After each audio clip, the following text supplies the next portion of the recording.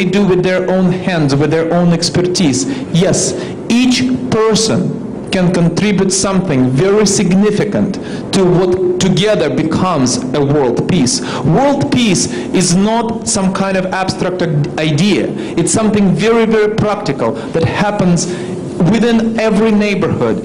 And with our wonderful Reverend, when he mentioned Mindanao here in the Philippines, I could not agree more, and my heart goes out to every people in the neighborhoods around the world that are in the similar conditions. And the appeal, I think, of us sitting here is to the consciousness and to the well-being of those people there, their children, their elderlies, who suffer as a consequence of that should not be there in the first place.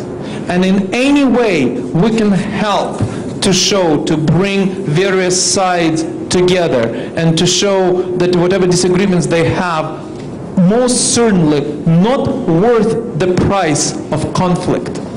Because conflict doesn't have a meaningful end. It does not bring any result that anybody intends. Only coming together and finding the way to live in beautiful harmony, only that is the only end. And I think every individual around the world, by looking around and inside of their heart, can contribute to that. And I think Gusi Peace Prize is a great example of that. Thank you. I'd like to hear from Dr. Diaz first, our Executive Vice President for Greece and Brazil. Thank you, Honorable Manuel Morato. I would like to come back to the question of the viewer that had asked about how these people are selected. And I would like to stress two things. First of all, it was hard to select the top of the top because for this year we had 30 nominations from Europe and we had another 30 nominations from the United States of America. We selected 9 and 3. So you will see that the work of the committees that select the proper nominees is based on principles of morality and achievement in the positive way.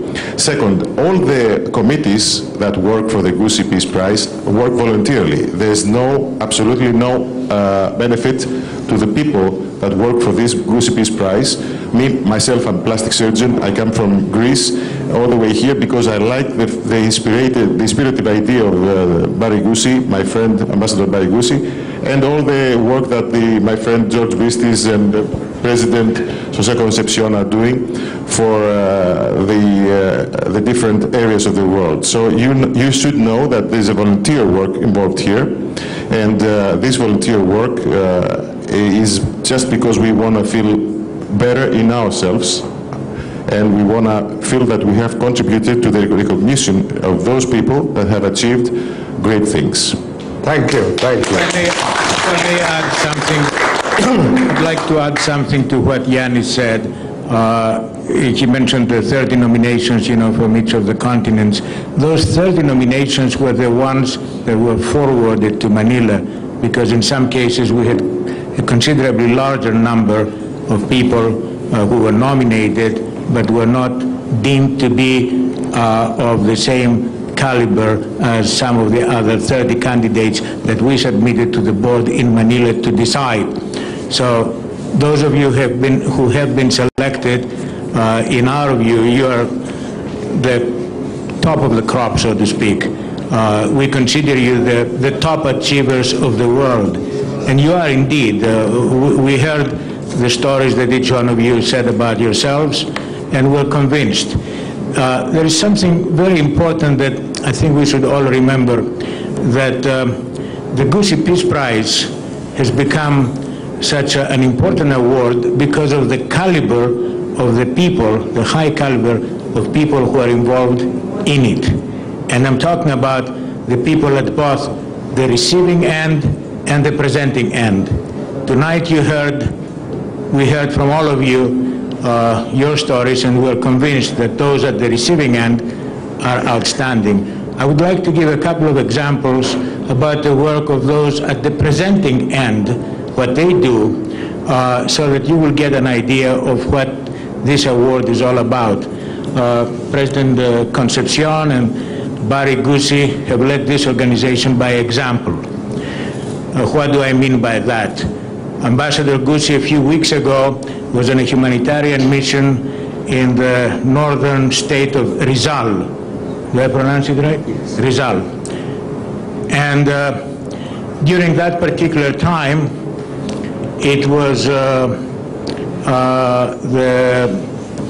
storm Quetzana, Ondoy as it is known here locally, but Quetzana as it is known in the rest of the world, that hit the country, those northern areas. Ambassador Gusi and his family almost vanished, and that's not an exaggeration.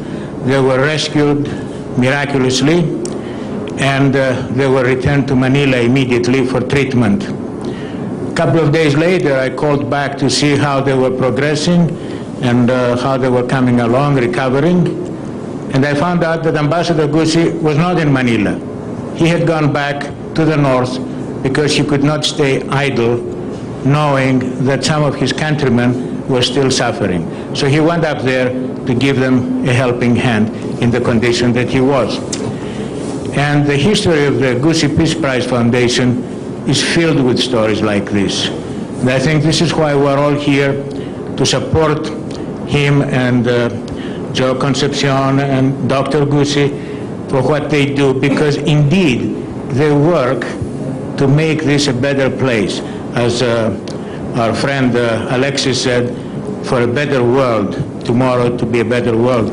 I think what he meant is for a world in which we can all dream with the expectation that those dreams one day will become a reality. And I think this is the message of the Gusi Peace Prize Foundation. Okay. And again, I want to congratulate you all. Thank you. We'll pause for some reminders.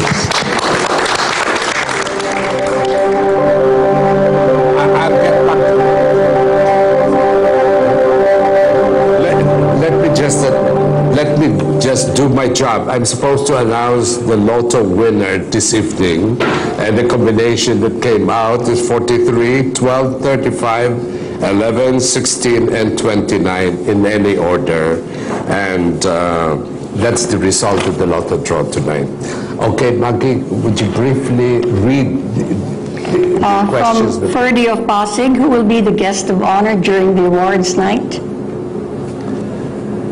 Oh, well, there are two who might just come in for the... From Benji of Pampanga, to all awardees, may you all continue serving and helping, especially the less fortunate.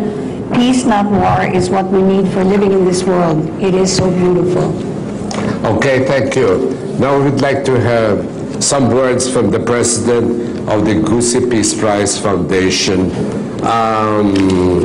for 2009. Well, I will be very short. Everybody has been talking of Muslim Mindanao, the Muslim community. The head of that committee is a very close friend of mine. And I went there and really promoted to teach the people there how to vote for a clean and honest election. And he did. And I was surprised. And I said, why don't you yourself also go through this process? Because we do not recognize the Republic of the Philippines. All right?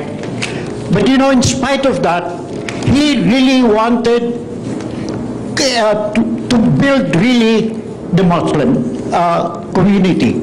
And I believe that today, probably the Gusi Foundation may be the vehicle that can bring about true peace in the Muslim Mindanao, so that all what has been done in Muslim Mindanao can be eradicated.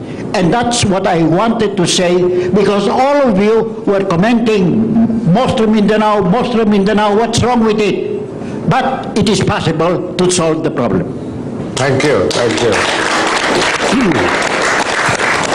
Mr. Joe Concepcion was formerly, well, aside from the Concepcion Industries, one of the biggest industries in the